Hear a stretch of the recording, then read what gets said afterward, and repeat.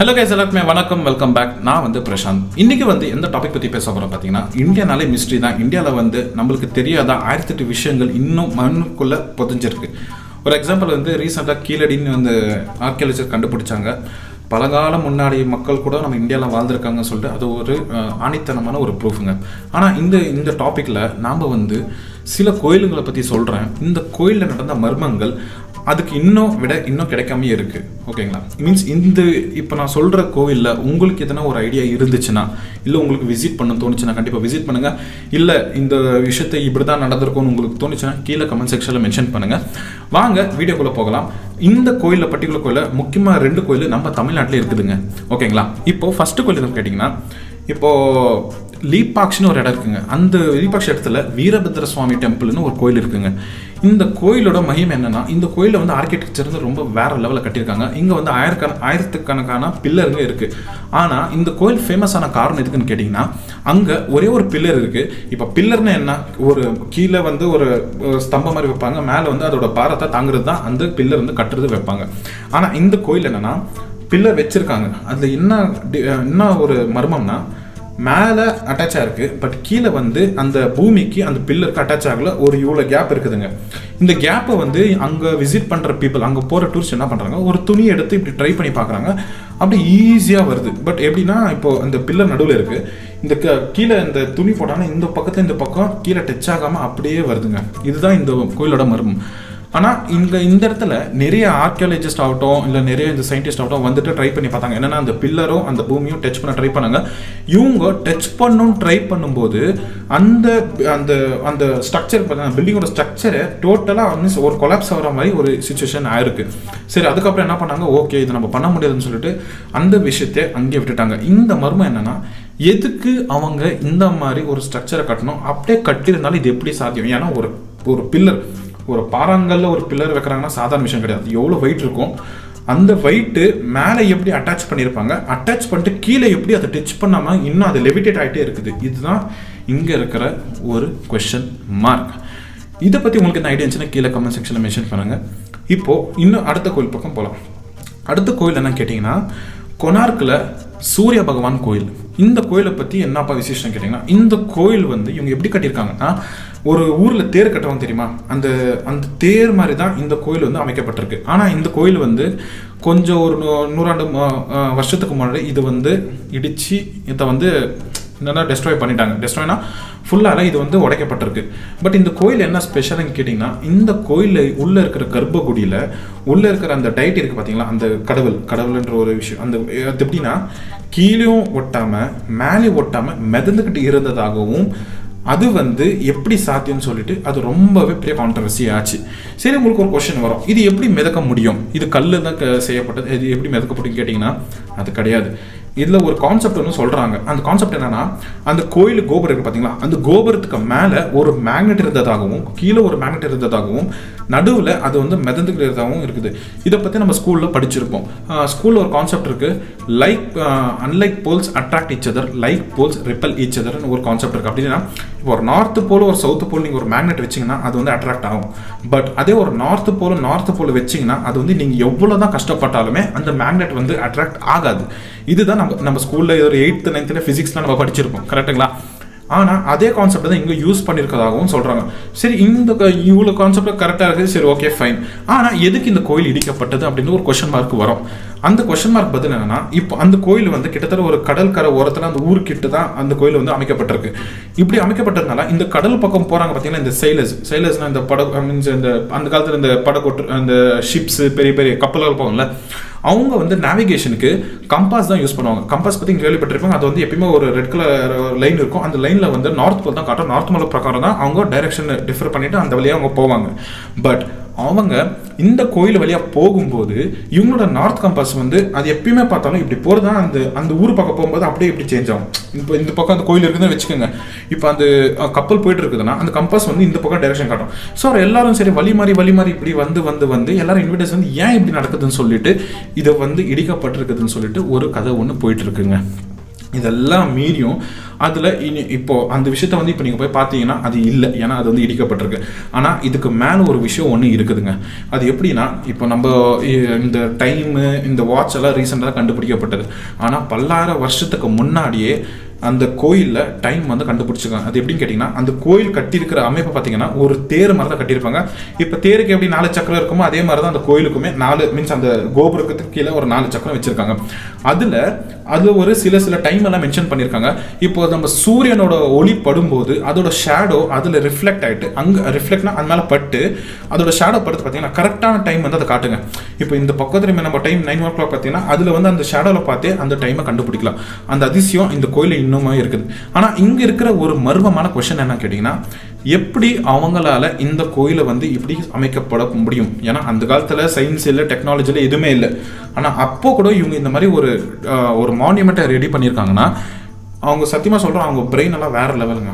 இந்த மாதிரி விஷயத்த யோசிச்சு பண்ணுறது சாதாரண விஷயம்ன்ற கிடையவே கிடையாது. இதை பற்றி உங்களுக்கு என்ன ஐடியா இருந்துச்சுன்னா கீழே கமெண்ட் செக்ஷன் மென்ஷன் பண்ணுங்கள். விசிட் பண்ணுறேன் நினைக்கிறவங்க போயிட்டு விசிட் பண்ணிவிட்டு வாங்க. இப்போது அடுத்த கோயிலை பற்றி பார்க்கலாம். இப்போ அடுத்த கோயில் பற்றி பார்த்தீங்கன்னா கைலாச டெம்பிள் இன் எல்லோராவில் ஒரு கோயில் இருக்குது, சிவன் கோயில். அந்த சிவன் கோயில் எப்படின்னா, இப்போ எல்லாருக்குமே தெரியும், இப்போ ஒரு கோயில் கட்டுறதாகட்டும் இல்லை வீடு கட்டுறதாகட்டும் முதல்ல என்ன பண்ணுவாங்க, முதல்ல வந்துட்டு அந்த பேஸ்மெண்ட் எடுப்பாங்க. பேஸ்மெண்ட் எடுத்துட்டு பாயா போட்டுட்டு அதுக்கு மேலே ஒரு பெட்டு கிரியேட் பண்ணிவிட்டு அதுக்கு மேலே தான் பில்லர்ஸ் எல்லாம் வச்சுட்டு பில்லர்ஸ்லேருந்து கோயில் ஏற்றுவாங்க. இப்படி கோயிலை கட்டி கூட சில கோயிலுங்க வந்து சரியாக நிற்கிறது இல்லை, சரியாக பண்ண முடியாது. ஆனால் இந்த இடத்துல ஒரு பெரிய பாறை, ஒரு பெரிய மலையை என்ன பண்ணியிருக்காங்க, அந்த மலையை அப்படியே குடஞ்சி உள்ள அந்த கோயிலை சிற்பத்தை ரெடி பண்ணியிருக்காங்க. அது எவ்வளோ பெரிய மலை, பெரிய கிரைண்டர் பாருங்க, பெரிய கிரைண்டர் மேலே நினைச்சு பாருங்க. கீழே இருந்து அங்கே ஆரம்பிக்கணும், மேலேருந்து அப்படியே செதுக்கி அப்படியே இந்த பானை செய்வாங்க தெரியுமா, ஒரு ஷேப் கொண்டு வந்துட்டு மேலேருந்து அந்த பானை ஷேப் கொண்டு வருவாங்களே, அந்த மாதிரி ஒரு கிரைனட்டை செதுக்கி. ஆனால் உள்ளே இருக்கிற ஒவ்வொரு கல்லாட்டும் ஒரு மானுமெண்ட்டாக சாதாரண விஷயம் கிடையாது. மிஷின் இப்போ இருக்கிற லேட்டஸ்ட் மிஷின் வச்சா கூட அந்த மாதிரி விஷயத்த பண்ண முடியாது. ஆனால் அவங்க அத்தனை வருஷத்துக்கு முன்னாடியே கையால் இந்த மாதிரி செஞ்சுருக்காங்க. ஆனால் இது இங்கே ஒரு மர்மமான கொஸ்டின் என்னன்னா, இவங்களால இந்த டெக்னாலஜி எப்படி அந்த இடத்துல யூஸ் பண்ணிட்டு இது பண்ண முடியும்? First question. அடுத்த கொஸ்டின் என்ன கேட்டிங்கன்னா, இப்போ ஒரு சிலை செய்யும் போது கண்டிப்பாக அந்த வேஸ்டேஜஸ் எல்லாம் வரும்ல. இப்போ ஒரு சிலையை வடிக்கிறாங்கன்னா அந்த ஒரு கல், அந்த அவ்வளோ பெரிய பாறையில் ஒரு கோயிலை கட்டியிருக்காங்க, அதை சுற்றி அந்த கல் செதுக்கும் போது அந்த வேஸ்டேஜ் எல்லாம் வரல. அந்த வேஸ்டேஜ் எல்லாம் எங்கே போச்சு? யாராலையும் சொல்ல முடியல, யாராலுக்கும் பதிலும் இல்லை. ஏன்னா சுற்றி முற்றி எல்லாம் செக் பண்ணியிருப்பாங்க. அந்த மாதிரி கிரைனட் கல் அங்கே வேஸ்டேஜ் பண்ணது எங்கே போச்சு, யார் பண்ணாங்கன்னு இன்னும் தெரியல. இந்த கோயிலை வந்து கட்டினது பார்த்தீங்கன்னா முக்கால்வாசி இந்த சாளுக்கியாஸ் அதுக்கப்புறம் பல்லவாசம் தான் சொல்கிறாங்க. சாளுக்கியாஸ் பல்லவாஸ் எப்படின்னா, இந்த ராஷ்டிரகூட்டாஸ்னு ஒரு அமைப்பை வந்து அவங்க வந்து இங்கே அவங்கள விழுத்தி அங்கே இருக்கிற ஃபேமஸான ஆர்கிடெக்சரை அவங்கள கூட்டிகிட்டு போயிட்டு அவங்க இந்த விஷயத்தை அவ்வளோ அற்புதமாக செஞ்சுருக்காங்க. ஸோ இந்த கோயில் போகிறதா போயிட்டு பாருங்கள், கண்டிப்பாக சொல்கிறேன், உங்களுக்கு ஒரு அமேசிங்கான காரணம். இதை பற்றி கான்செப்ட் உங்களுக்கு என்ன தெரிஞ்சுன்னா கீழே கமெண்ட் செக்ஷனில் மென்ஷன் பண்ணுங்கள், ஓகேங்களா? இப்போ அடுத்த கோயிலை பற்றி பார்ப்போம். இந்த அடுத்த கோயில் எங்கன்னு கேட்டிங்கன்னா, ரீசெண்டாக எல்லாருக்குமே ஒரு 5-6 வருஷத்துக்கு இல்லை 7-8 வருஷத்துக்கு முன்னாடி ஒரு நியூஸும் கேள்விப்பட்டிருப்பாங்க, நம்ம கேரளாவில் புதையல் கண்டுபிடிக்கப்பட்டதுன்னு, ஓகேங்களா? சாரி, புதையல் கண்டுபிடி. அது எங்கன்னா நம்ம ஸ்ரீ அனந்த பத்மநாப சுவாமி டெம்பிளில் இந்த புதையல் ஒன்று கண்டுபிடிக்கப்பட்டது. இதில் என்னப்பா அதிசயம் இருக்குது? கோயிலுக்குன்னா புதையல் கண்டுபிடிக்க தான் செய்யும். ஆனால் இங்கே தான் ஒரு கோயில் இருக்குது. கேரளாவில் நூற்றுக்கணக்கான ஆயிரக்கணக்கான பெரிய பெரிய கோயிலுங்களாக இருக்குங்க. ஆனால் எதுக்கு இந்த ஒரு பர்டிகுலர் கோயில் அடியில் மட்டும் புதையலை அவங்க பதுக்கி வைக்கணும்? அதுவும் சும்மா கிடையாதுங்க. ஆயிரக்கணக்கான கோடிக்கணக்கான தங்கம், வைரம், எத்தனை விஷயங்கள் அந்த கோயில் அடியில் உள்ளே இருக்குது. உள்ளே வந்து 5 டோர் இருக்குங்க. 5 டோரில் 4 டோர் ஓப்பன் பண்ணியிருக்காங்க. ஆனால் கடைசி வந்து அந்த 5வது டோர் அவங்க இன்னும் ஓப்பன் பண்ணவே கிடையாது.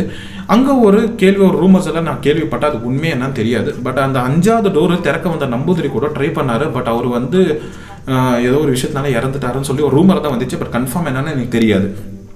இன்னொரு விஷயம் என்னன்னா, அந்த 5வது டோரில் சாபம் இருக்கிறதாகவும் அதுக்கப்புறம் அதில் வந்து ஒரு பாம்பு சிற்பம் இருக்கிறதாகவும் ஒரு கதை ஒன்று ரூமரை சுற்றிட்டு இருக்குங்க.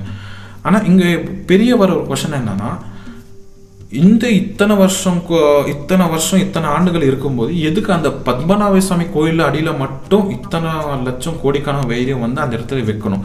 அதுக்கப்புறம் அந்த இடத்துல வந்து சில பல விஷயங்களை கண்டுபிடிச்சாங்க. அது எப்படின்னா, இப்போ ஒரு 100 செஞ்சுரி 200 செஞ்சுரி அந்த ஒரு செஞ்சுரி கணக்கு வரும்போது ஒரு நாணயம் வந்து மாறும், ஓகேங்களா? இப்போ ரீசெண்டாக டிமானிசேஷன் ஆச்சு நம்மளுக்கு. அதே மாதிரி அந்த நோட் நமக்கு பார்த்து அந்த டைமில் வந்து நாணயம் தான் சொல்லுவாங்க. அந்த நாணயம் இந்த மாதிரி ஒரு 5-6 ஜென்ரேஷனில் வந்த கோல்டு வைரியம் கூட அந்த கோயிலாடியில் கிடைச்சிருக்கு. பட் இங்கே கொஸ்டின் என்னன்னா, இப்போ ஒரு சந்ததியிலேருந்து இன்னொரு சந்ததி வர ராஜமார்களுக்கு வந்து அவங்களுக்கும் இதில் அக்சஸ் இருந்திருக்குன்னா ஏன் அவங்க வந்து வேறு இடத்துக்கு மாற்றல, ஏன் அவங்க இந்த இடத்துல வைக்கணும்? கவர்மெண்ட் கூட இப்போ என்ன சொன்னாங்க, இது வந்து கண்டுபிடிச்சிருக்காங்க, வெளியே வந்து யாரையும் அலோவ் பண்ணுறதில்ல. இப்போ கூட அங்கே போனீங்கன்னா Z+ செக்யூரிட்டி தான், அவ்வளோ செக்யூர்டாக அந்த கோயிலை வந்து வச்சுருக்காங்க. மேபி இன்னும் அதுக்குள்ளே நம்ம மர்மம் இருக்கலாம், இல்லாமல் போகலாம். இதை பற்றி உங்களுக்கு என்ன ஐடியா இருந்துச்சுன்னா கீழே கமெண்ட் செக்ஷனில் மென்ஷன் பண்ணுங்கள். அதுக்கப்புறம் இப்போ அடுத்த கோயில் பார்க்க போனோம்னா, எல்லாருக்குமே தெரியும் இப்போ வந்து ஆண்களுக்குன்னு சில கோயிலுங்கள் இருக்குது, பெண்களுக்குன்னு சில கோயில் இருக்குது. ஆனால் பெண்களுக்குன்னு ரொம்ப ஸ்பெஷலான ஒரு கோயில் ஒன்று இருக்குதுங்க. அதுதான் அஸ்ஸாமில் குவாஹாட்டின்னு ஒரு இடத்துல காமாக்கியா தேவி டெம்பிள்னு ஒரு கோயில் இருக்குங்க. இந்த கோயில் அது கோயில் தானடா, என்னடா டிஃப்ரென்ஸ் இருக்குன்னு இங்கே தான் ஒரு விஷயம் இருக்குது. அது என்னன்னா, அந்த கோயில் வந்து particularly only for women, means பெண்களுக்காகவே செப்பரேட்டாக ஒரு அமைக்கப்பட்ட ஒரு கோயில். அங்கே என்ன பூஜை பண்ணுறாங்கன்னா, பெண்களோட ப்ரைவேட் பார்ட்ஸ், மீன்ஸ் ப்ரைவேட் உடல் பகுதியை தான் அந்த இடத்துல பகவதியை அங்கே கும்பிடுறாங்க. இதை பற்றி நான் ரொம்ப டீப்பாக போக விரும்பலை. மீன்ஸ் இதை பற்றி உங்களுக்கு என்ன ஐடியா இருந்துச்சுன்னா கூகுள் பண்ணி பாருங்கள். இதுக்கான இன்னும் நிறைய வீடியோஸ் இருக்குது, அதை ரெஃபர் பண்ணி பாருங்கள். இந்த கோயில் உங்களுக்கு பற்றி என்ன ஐடியா இருந்துச்சுன்னா கீழே கமெண்ட் செக்ஷனில் மென்ஷன் பண்ணுங்கள். ஓகே கைஸ், இப்போ நம்ம இத்தனை கோயில் நம்ம இந்தியாவில் வேறு எல்லா இடத்துலையும் பார்த்துட்டோம். நம்ம தமிழ்நாட்டில் ஸ்பெஷலாக 2 கோயில் இருக்குங்க. இந்த ரெண்டு ஸ்பெஷலான இடத்துல இன்ன வரைக்கும் நிறைய பேருக்கு பதில் கிடைக்காத ஒரு விஷயம் ஒன்று இருக்குதுங்க. ஃபர்ஸ்ட் கோயில் இருக்கு எடுத்திங்கன்னா, நம்ம தனுஷ்கோடியில் எல்லாருமே தெரியும், தனுஷ்கோடி ராமநாதபுரம் தனுஷ்கோடி ஒரு இடம் இருக்குது. அதை வந்து கோஸ்ட் சிட்டின்னு சொல்கிறாங்க. காரணம் எதுக்குன்னா, ஒரு 400-500 வருஷத்துக்கு முன்னாடி, மீன்ஸ் ரீசெண்டாக ஒரு ஃபியூ ஹண்ட்ரட் இயர்ஸ் பேக் வந்து ஒரு மிகப்பெரிய புயல் ஒன்று வந்துச்சுங்க. அந்த புயல் வந்து கிட்டத்தட்ட 700-800 சொச்சம் பேர் ஒரு ராத்திரியில் காணாமல் போயிட்டாங்க.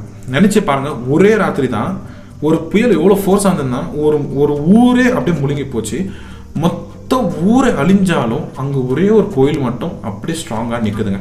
இப்போ போனால் கூட நீங்கள் தனுஷ்கோடியில் அந்த கோயிலை வந்து நீங்கள் பார்க்க முடியும். இப்போ அதோட ரெஃபரன்ஸ் கூட இன்னும் அங்கே இருக்குது. இவங்க அது எப்படி கட்டினாங்க நினச்சி பாருங்க. ஒரு ஊரே அழிஞ்சிருக்கு, ஆனால் ஒரு கோயில் மட்டும் நின்று இருக்குது. அது அப்போனா அந்த ஆர்கிடெக்சர் ஆகட்டும், அது கட்டினவர் ஆகட்டும், எந்த அளவுக்கு யோசிச்சிருப்பாங்க, எந்த அளவுக்கு அவங்களோட மைண்ட் ஒர்க்காக இருக்கும், சொல்ல வேர்ட்ஸ் இல்லை. வேறு லெவலில் கட்டியிருக்காங்க. மேபி இந்த தனுஷ்கோடி பக்கத்தில் இருக்கிறவங்க இந்த வீடியோ தான் பார்த்தீங்கன்னா, அந்த கோயிலை பற்றி தெரிஞ்சிச்சுன்னா, இன்னும் கொஞ்சம் உங்களுக்கு இன்ஃபர்மேஷன் தெரிஞ்சிச்சுன்னா கீழே கமெண்ட் செக்ஷனில் மென்ஷன் பண்ணுங்கள். கண்டிப்பாக நான் ரிப்ளை பண்ணுறேன். இப்போ கடைசியாக நம்ம ஒரு கோயில் பற்றி பேச போகிறோம். எல்லாருக்குமே ரீசெண்டாக தெரியும், 2011-12 ஒரு ஃபிலிம் ஒன்று வந்துச்சுங்க, 1000ல் ஒருவன். 1000ல் ஒருவனில் நம்ம சோழர் கதையை பற்றி ஒரு பர்டிகுலர் இது வந்து சொல்லியிருப்பாங்க. அது முடிஞ்சு கிட்டத்தட்ட இந்த ரீசெண்டாக தான் இந்த தஞ்சை பெரிய கோயில்ன்ற ஒரு விஷயம் வந்து ரொம்பவே ஃபேமஸ் ஆச்சு. ரீசெண்டாக ஒரு 5-6 வருஷம் முன்னாடி தான் எல்லாருக்குமே தஞ்சை பெரிய கோயில்னால் என்ன அப்படின்னா, ஏன்னா இப்போ நம்மளுக்கு டெக்னாலஜி எல்லாருக்கும் தெரிய வந்தது காரணமே இந்த டெக்னாலஜி தான். நம்ம மொபைல்ஸ் எல்லாம் அப்போல்லாம் மொபைல்ஸ் கிடையாது அவ்வளோவா. பட் மொபைல்ஸ் வந்ததுக்கப்புறம் ரொம்ப அதிகமாக பேசப்பட்ட கோயில் வந்து தஞ்சை பெரிய கோவில், பிரகதீஸ்வரர் பெரியவுடையார். இந்த கோயிலில் தான். இந்த கோயில் என்ன ஸ்பெஷல்னு கேட்டிங்கன்னா, எல்லா கோயிலுக்குமே ஒரு பேஸ்மெண்ட் இருக்குது தானே. எல்லா கோயிலுக்குமே ஒரு பேஸ்மெண்ட்னு இருக்குது, ஒரு பில்லர் இருக்குது, ஒரு ஸ்ட்ரக்சர் இருக்குது, இந்த மாதிரி இருக்குதுங்க. ஆனால் இந்த கோயிலில் பேஸ்மெண்ட்டே கிடையாதுன்னு சொல்கிறாங்க. பேஸ்மெண்ட்டே கிடையாது இந்த கோயிலை வந்து அவ்வளோ ஹைட்டு எப்படி கட்ட முடியும்? முதல் கேள்வி. ரெண்டாவது, அங்கே அந்த கோயிலுக்கு கட்ட வேண்டிய யூஸ் பண்ண கிரைனட் வந்து சுற்றி முற்றி ஒரு 10 கிலோமீட்டர் கிடையவே கிடையாது. ரொம்ப தூரத்துலேருந்து அந்த கல்லை கொண்டு வந்திருக்காங்க. அவ்வளோ நான் அந்த கோயிலுக்கு போயிருக்கேன். என்ட்ரன்ஸில் அந்த துவாரபாலகர் அதெல்லாம் இருப்பாங்களே, நான் வேறு கோயிலாக பார்த்துருக்கேன். ஒரு ரீசெண்டாக ஒரு 6 அடின்னு 7 அடி இருக்கும். பட் ஆனால் அந்த கோயில் வந்து ரொம்ப பிரம்மாண்டமாக கட்டியிருக்காங்க. வேறு லெவலில் இருக்குது. நீங்கள் போனீங்கன்னா சத்தியமாக சொல்கிறேன், இப்படி பார்த்தீங்கன்னா வாய் திறந்தால் பார்ப்பீங்க, அப்பா என்னடா இவ்வளோ பெரிய கோயிலுன்னு. அதோட அமைப்பாகட்டும், அந்த கட்டின கோயில் விதம் ஆகட்டும், வேறு லெவல் அல்டிமேட்டாக இருக்குது. ரெண்டாவது என்னென்னா, அந்த கோயிலில் வந்து அவங்க அதிகமாக இந்த சிமெண்ட் அந்த மாதிரிலாம் யூஸ் பண்ணல.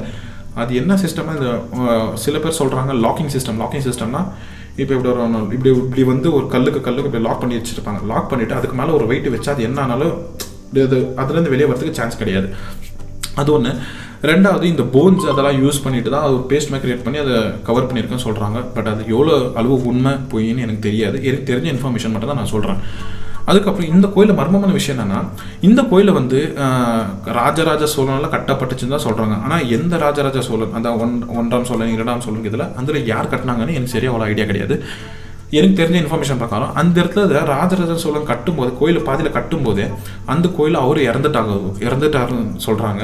அதுக்கப்புறம் அவர் எங்கே போனார் என்ன ஆனாருன்னு தெரில. அதுக்கப்புறம் அந்த கோயில் வந்து பாதிலே நிறுத்திட்டாங்க. ஏன்னா இந்த மாதிரி ஒரு அசம்பாவிதம் நடந்தான அப்புறம் கோயில் வந்து ஓகே இது புனிதமான ஸ்தானம் இல்லை, ரொம்ப ஒரு மாதிரி ஆபத்தான ஸ்தலம்னு சொல்லிட்டு அந்த கோயிலை பாதை நிப்பாட்டினாங்க.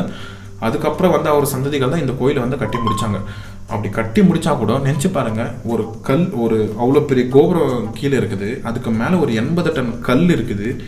எப்படி அவங்க இங்கேருந்து எங்கேயோ ஒரு இடத்துல இருந்த பாறை 80 டன்னுங்க எப்படிங்க கொண்டு வர முடியும்? ஒரு கொஸ்டின் மார்க் வருதுங்க. அப்படியே அவங்க அந்த டெக்னாலஜி யூஸ் பண்ணியிருந்தாங்கன்னா அது என்ன டெக்னாலஜி யூஸ் பண்ணியிருப்பாங்க?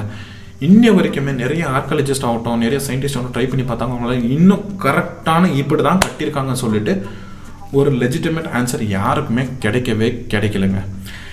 இந்த கோயிலை பற்றி உங்களுக்கு வேறு என்ன இன்ஃபர்மேஷன் தெரிஞ்சிச்சுன்னா கீழே கமெண்ட் செக்ஷனில் மென்ஷன் பண்ணுங்கள், கண்டிப்பாக நான் பார்க்குறேன். ஓகே கைஸ், இந்த வீடியோ அவ்வளோதான். Signing off. நான் உங்கள் பிரசாந்த். அடுத்த ஒரு நல்ல இன்ஃபார்மேட்டிவான வீடியோ இல்லை ஒரு டிஃப்ரெண்ட்டான வீடியோவோட உங்களை வந்து மீட் பண்ணுறேன். உங்களோட விடை பெறுவது உங்கள் பிரசாந்த். பாய்.